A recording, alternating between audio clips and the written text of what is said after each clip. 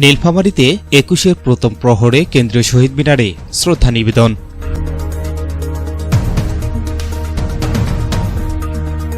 আসসালামু আলাইকুম।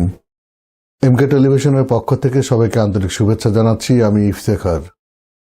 শুরুতেই শুনলেন সংবাদ শিরোনাম, এখন বিস্তারিত।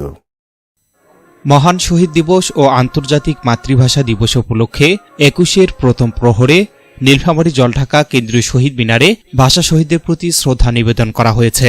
শুরুতেই উপজেলা প্রশাসনের পক্ষে পুষ্পস্তবক অর্পণ করেন উপজেলা নির্বাহী কর্মকর্তা জাহিদ ইমরুল মোজাক্কিন।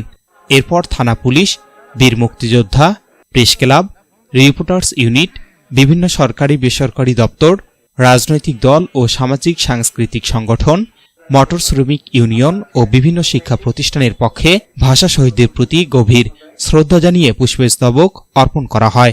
১৯৫২ সালের ভাষা শহীদদের আত্মত্যাগ গভীর শ্রদ্ধার সঙ্গে স্মরণ করে ১ মিনিট নীরবতা পালন শেষে সকল ভাষা শহীদদের আত্মার মাগফিরাত কামনা করে মুনাজাত অনুষ্ঠিত হয়।